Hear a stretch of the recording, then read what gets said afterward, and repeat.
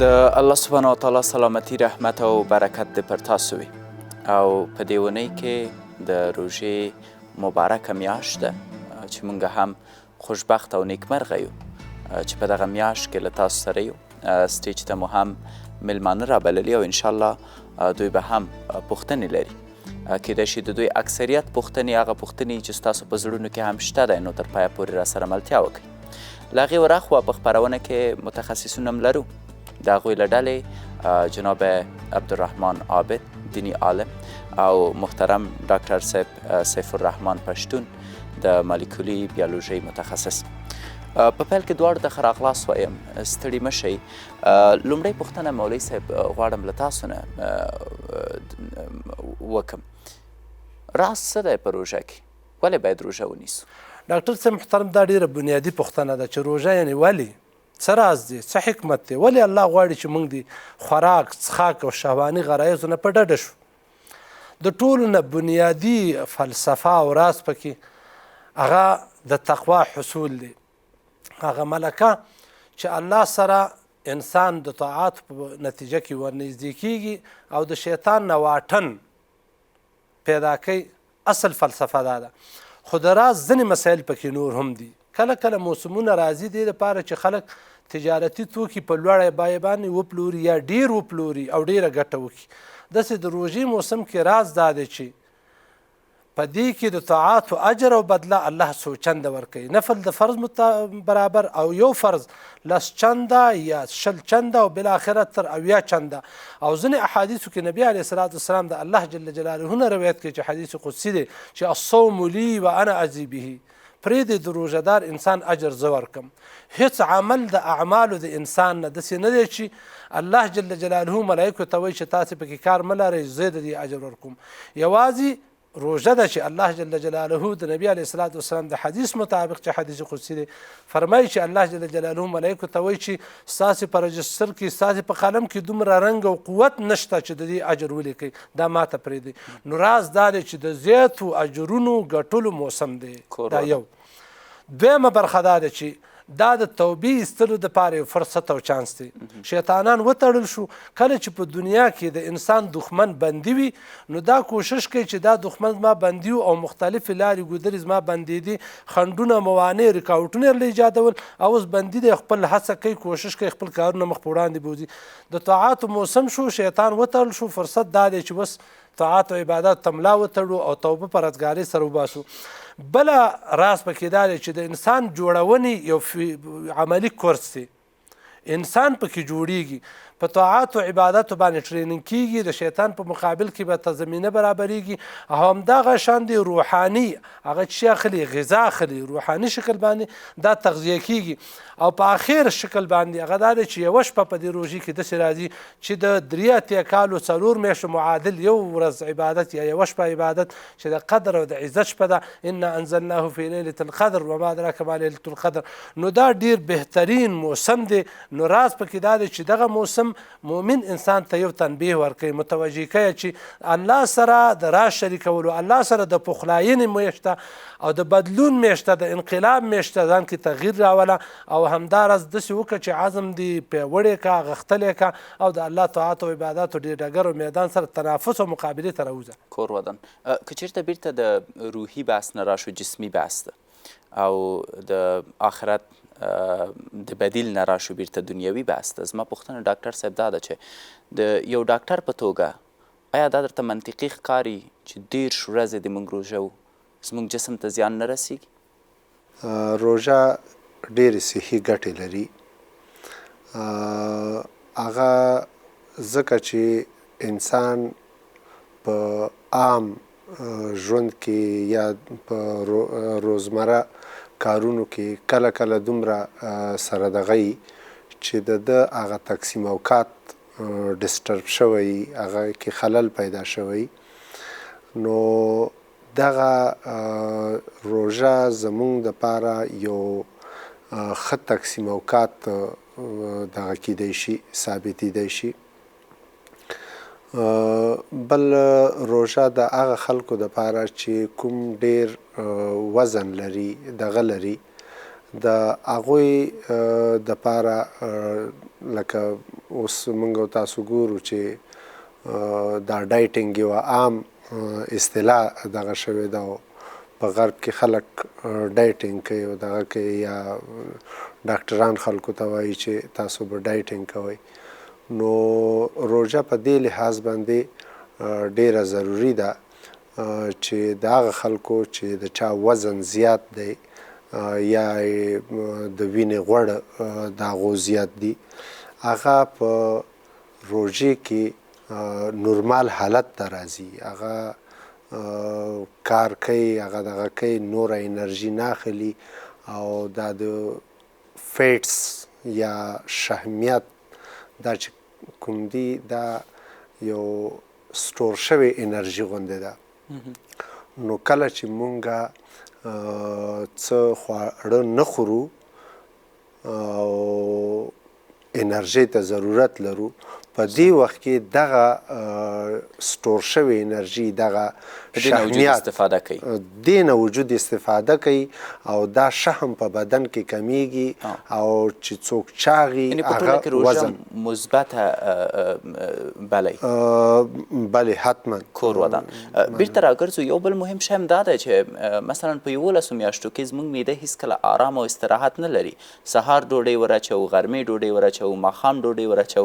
همه روژه یوازینۍ هغه میاشت ده چې معده پکې استراحت کوي.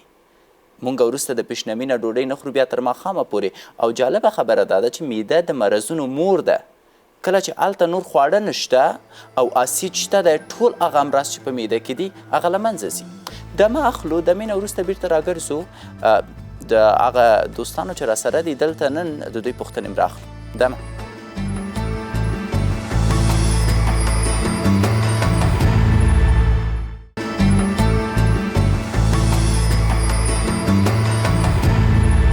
د الله سبحانه وتعالی سلامتی، رحمت او برکت دې بیا هم پر تاسو وي. ښه راغلاستو مې برخې ته. موږ په ابتدا کې پوښتنه داسې وکړله چې ولې باید روژه ونیسو. جناب مولوي صاحب د دې ګټې راته وویلې، په ځانګړي ډول روحي ګټې او هغه ګټې چې زموږ آخرت تضمینوي. ځکه موږ په یو فاني نړۍ کې یو، 80 کالونه عمر ډېر نه دی، نو مهمه ده راته د آخرت خبره. ولې کله چې د دې دنیا بحث شو بیا مو ډاکټر صاحب نه نظر واخیست او دوی راته مثالونه راکړه. که چیرته تاسو غواړئ چې په ټوله کې نارمل ژوند ولرئ نو پکار ده چې په هر یو کال کې ځان ریسټور یا تازه کوئ. مثلا موږ یو کمپیوټر لرو، که ټوله ورځ چالان دا بالاخره ایسته کیږي، وایرس پیدا کوي، نور ستونزې پیدا کوي. د دې ستونزو د لرې کولو دپاره مجبوره یو چې حداقل میاشت کې یو ځل هغې ته وینډوز نوی کړو. په همدې شکل انسان دپاره یو ریفرشمنټ یا تازه توب پکار دی چې دغه تازه توب روژه ده. د مثال په ډول که چیرته تاسو روژه نیسئ لوړ فشار مو له منځه ځي. که چیرته تاسو روژه نیسئ ښکته فشار مو له منځه ځي. که چیرته تاسو روژه نیسئ او وچ یې چاغېږئ. که چیرته تاسو روژه نیسئ چاغ یې نو وچېږئ. که چیرته تاسو روژه نیسئ تشویشونه لرئ له منځه ځي. که چیرته تاسو روژه نیسئ د معدې تکلیف لرئ دا ستونزې مو له منځه ځي. که چیرته تاسو روژه نیسئ په مغزو کې مو حجرې کمزوره شوي دي، دا حجرې بیرته فعاله کیږي، ریسټور کیږي. په دې اړه مو بحث وکړه. ولې اوس دپاره زه غواړم یوه پوښتنه د اوریدونکو نه راواخلم، هغه ملګري چې دلته ناست دي. پیل د یو ځوان نه کوو. مهرباني صاحب تاسو خپله پوښتنه راته ووایاست. سلام و وقت همه بخیر. خوشحال هستیم از اینکه یک بار دیگه میتونیم ماه مبارک رمضان را تجربه کنیم. اما مشکل ما این است که در ماه مبارک رمضان مشکل معده ما زیاد میشه و معده ما سوزش پیدا میکنه و بسیار زیاد مرا به تکلیف میسازه. از نگاه دین مبین اسلام مولوی صاحب به ما چی نظر میده و از نگاه طبابت دکتر صاحب چی نظر دارن به ما؟ مننه کور موادان. ډاکټر صاحب پوښتنه دا ده چې ډیری ملګري په روژه کې دوی کیدای شي د معدې اسید ولري یا هم کیدای شي چې پایلري ولري. که زه چېرته دا پوښتنه لږ څه تخصصي کړم، دوی باید څه وکړي؟ لکه دې دوست چې پوښتنه وکړه. د ټولو نه لومړی خو دا دغه دی چې ځینې خلک په روژې کې روژه د یو څنګه چې تاسو وویله یو د ریفریشمنټ دپاره دغه دی چې انسان بیا خپل دغه جسم ریفریش کړي. خو چونکې ځینې خلک بیا داسې چې په دې کې ډېر بې ترتیبه خوراکونه کوي او د دې بې ترتیبه دا د روژې کوم علت نه دی بلکې دا د دوی خپل هغه بې ترتیبه خوراک دی چې روژه موږ چې ټوله ورځ روژه وسو زموږ معده خالي کله چې زموږ معده خالي او تشی په دې وخت کې که موږ ترخه شوینه کلک شیان تروش شیان دا خورو نو زموږ معده هلته چونکې خالي ده هغه غشای مخاطي چې ده هغه سره دا خوراک مستقیما په تماس کې راځي او بیا معده سوی پیدا کوي دغه پیدا کوي او همداسې لوټ په معده باندې یو دم په معده باندې فشار ډیر راځي چونکې معده دې ته آماده نه ده نو د حل لارې خو یې دا ده چې اول لکه څنګه په دین کې هم همدا شی دی چې خرما باید استفاده شي خواږه شوینه باید استفاده شي او دا باید لږ په دغه سره یو دم باندې باید سړی ځان موړ نه کړي خصوصا هغه کسان چې هغه د معدې تکلیف ولري ایچ پایلوري لکه تاسو یاد کړئ یا سټامک السر چې کوم خلک ولري زه وایم تاسو را سره همنظره یاست که چیرته داسې اوریدونکو ته وایو لیدونکو ته چې ډېر ورته واضح شي چې راځئ روژه ماتی خپل په دریو برخو ویشئ مثلا څنګه چې اذان وشو په پیل کې مایاتو نه استفاده وکئ ورسره یوه خرمه نیم ګیلاس اوبه وڅښئ یوه خرما وخورئ پورته شئ خپل د ماښام مونځ وکئ کله مو چې مونځ وکړه د هغې نه وروسته دوهمه مرحلې ته به یې راشو په دې مرحله کې لبنیاتو نه استفاده وکئ مثلا غوښه مه خورئ شوروا یې وخورئ لوبیا مه خورئ شوروا یې وخورئ نرم خوراک وکئ دقیق بیا لاړ شئ یو 10 دقیقې چکر ووهئ د هغې نه وروسته یا اصلا چکر مه وایي همدغه لبنیات مو چې وخوړه لاړ شئ تراویح وکئ تراویح نه وروسته چې بیا راغلی بیا چې هر چی خورئ ویې خورئ ځکه آماده یې نه خو موږ کې بیا دا شی لکه ما دغه وکړه چې مونږ یو دم په معده باندې فشار راوړو ټول چې ورته کښېنو هغه د ماښام مونځ رانه قضا شي خو پورته کېږو نه چې ټول ځان مو نه یې موړ کړی او چې کوم شی مو ډېر خوښي نو په دې وخت کې د مونږ نه د معده هیری مونږ هغه خپلې خوښې ته ډېر دغه ترجیح ورکوو. یو بل شی هم دی ډاکټر صاحب مثلا ملګري ډوډۍ خوري اول خو دومره ډېره ډوډۍ خوري چې تراویم ترې پاتې یا دومره ډېرې اوبه وڅکي چې تراویم ترې پاتې د معدې پړسول دي نه مولوي صاحب ته بیا راځو هغه حدیث شریف دی د حضرت محمد صلی الله علیه وسلم چې خپله معده په 3 برخو ویشئ یوه حصه د اوبو یوه حصه د خوراک یوه حصه د هوا نو که دا کار وکړو په خوراکونو کې هم ویلې چې روژه ماتی په 3 حصو تقسیم کوي یوه تیروتنه بله داسې کیږي مثلا ښه خوراک مو چې وکړه دفتن پسې ویده کیږو دا څومره مضر دی خوراک خو چې کله هم په دې دغه کې دا دغه دی چې ښه خوراک اول بهتره خبره ده چې په سحر کې وشي دا یو دغه دی متل دی چې تر ټولو ښه خواړه اول په خپله وخوره او ښه خواړه بیا په دوست وخوره او بیا چې ښه خواړه نو هغه په خپل مخالف باندې د شپې طرفه وخوره ځکه چې کله انسان استراحت کوي دغه کوي نو په دې وخت کې معده خپل کار چونکې معده د دماغو سره کنیکشن لري زمونږ د بدن ټول غړي چې دي هغه د دماغو نه کنټرولیږي او هغه ته دغه ورکول کیږي په دې وخت کې معده هغسې کار نه کوي کومسې چې معده انسان ویښ وي هغه فزیکي حرکت کوي دغه کوي صحیح خوراک نه وروسته مثلا څو ساعته باید ویښ اوسو څو ساعته باید متحرکه اوسو 1 ساعت 2 ساعته څومره حد اقل حد اقل زما په نظر چې د طبي اړخه 1 ساعت نه واخله تر 1.5 ساعت پورې که مونږ دغه اوسېږو نو دا به ډېر کور موادان سلامت اوسئ جناب مولوي صاحب د معدې د ستونزو اړوند اسلامي اړخ نه څه نصیحت موږ ته کوئ ډېر لنډ بالکل دې بحث کې زه مختصر یو آیات او یو د نبي علیه الصلاة والسلام مبارک حدیث او د اسلامي علماو نظر وړاندې کوم الله جل جلاله په صراحت سره فرمایي چې یا بني آدم خذوا زینتکم عند كل مسجد وکلوا واشربوا ولا تسرفوا انه لا يحب المسرفین. یا د آدم اولاده ځان ښه ډولي او سینګار کوي د الله د عبادت او بندګۍ په وخت، خو خوراک او څښاک چې کوئ نو دا په اندازه خوئ، په توازن، څومره چې ستاسې بدن ورته اړتیا لري. یو اسراف پکې مه کوئ. مسرفین انسان اسراف کوونکي انسانان د الله نه خوښېږي. اسراف څه معنی؟ د اندازې نه زیات خوراک مه کوئ. دا اندازه راته محمد رسول الله صلی الله علیه وسلم ټاکلې، لکه څنګه چې مخکې ته حدیث ته اشاره وکړه. نبي علیه الصلاة والسلام فرمایي ما ملأ آدمي وعاء شرا من بطنه. هیڅ انسان د خپل خېټې د معدې نه بدترین لوښی نه لري، غواړي چې دا ډک کړي، خو د دې په ډکولو کې د دې انسان ته نقصان وي. بحسب ابن آدم لقیمات یقمن صلبه. انسان ته پکار دي چې یو څو مړۍ وخوري چې دا پې مضبوط شي او ملا یې پې قوت او انرژي والي. فثلث لطعامه وثلث لشرابه وثلث لنفسه. خپله خېټه یا معده دې درې تقسیمه کړي، یو تقسیم یوه برخه د خوراک، یوه څښاک او یوه د نفس او ساه کښلو دپاره. علما د دې احادیث جمعبندي کوي، وایي من یفرط فی الاکل یتخم.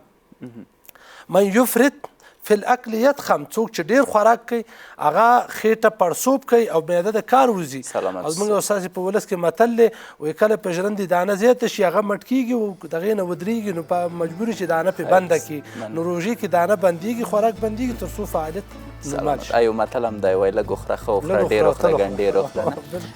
دمې نه وروسته بېرته راګرځو صاحب.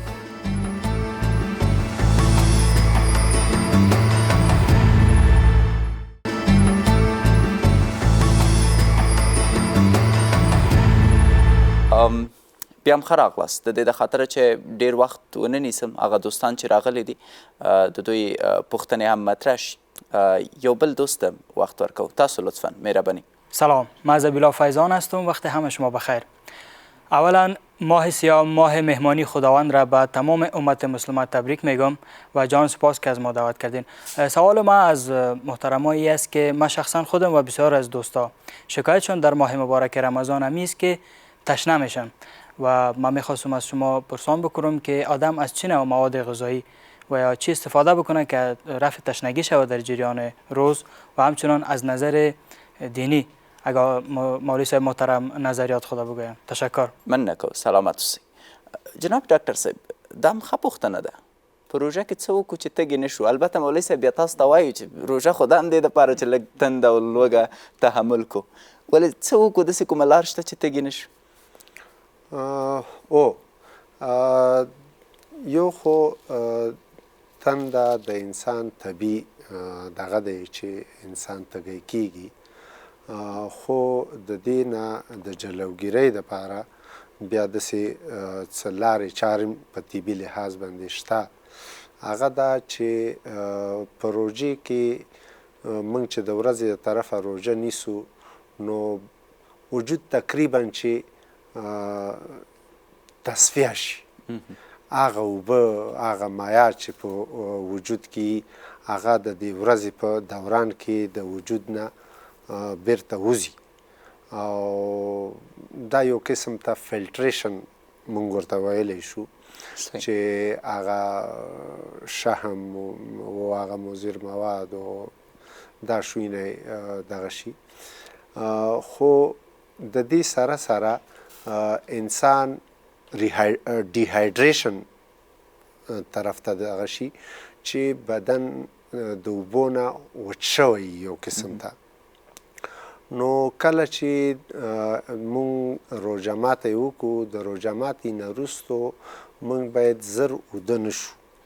هغه خلک چې ډېر تږي کېږي هغه باید کوشش وکړي چې وقفې سره اوبه وڅښي، مایعات وڅښي، چای وڅښي، چې د ورځې په دوران کې چې د بدن کې د مایعاتو کوم کمبوتات راغلي دا پوره کړي. یعنی په ورځ کې چې کوم اته ګیلاسه اوبه مونږ څښو، په روژه کې د همدغه اته ګیلاسه د شپې وڅښو، ولې تراوته د یو غړپ کوو 15 دقیقې وروسته. نو دا دی په دې ترتیب سره اوبه وڅښي او د بدن دغه مایعات دې پوره کړي.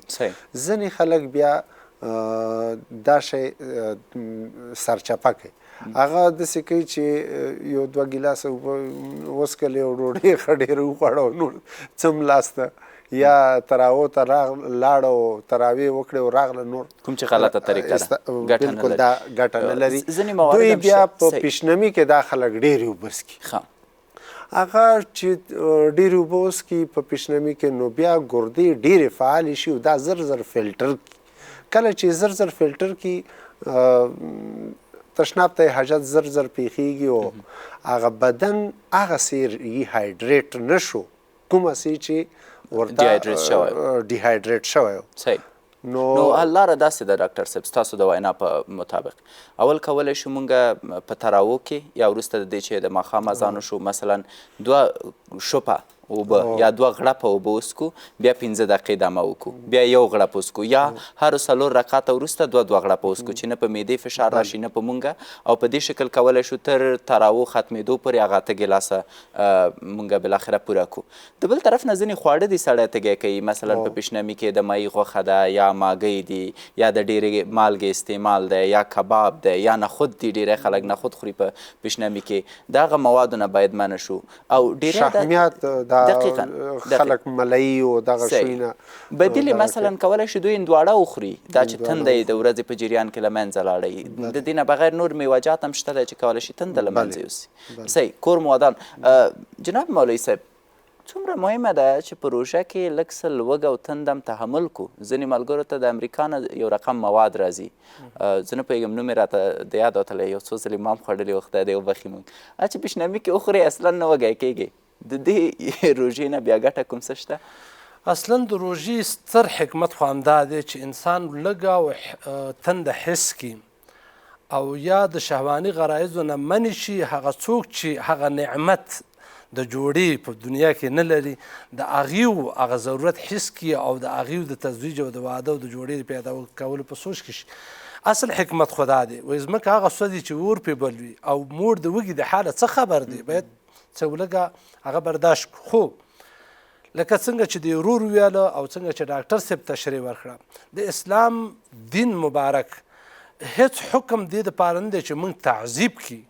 روژه دې دپاره نه ده چې موږ د دومره وږي او تږي شو چې موږ د په عذاب کې شو او دومره بوج دې په موږ باندې راشي چې زموږ د وس او د توان نه دې اوچتي. ځکه فاتقوا الله ما استطعتم لا يكلف الله نفسا الا وسعها لا یرید بكم العسره. الله خو په موږ باندې سختي نه غواړي بلکې موږ تهذیبی چې منظم شو با نظمه شو با ډسپلینه شو.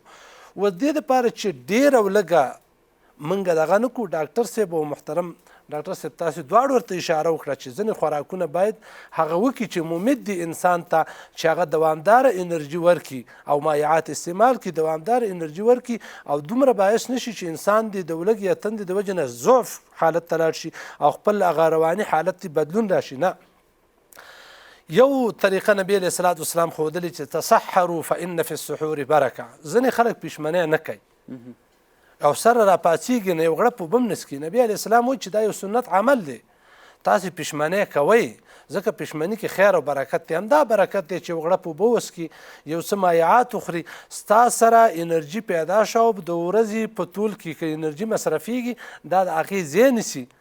دا یوه خبره ده. نبی علیه السلام بل حدیث کې وایي فصل ما بین صیامنا و صیام اهل الکتاب اکلة السحر. زمونږ اهل کتاب د روژې ترمنځ د پیشمني خوراک دی. اهل کتاب پیشمنۍ نه کوو موږ یې کوو.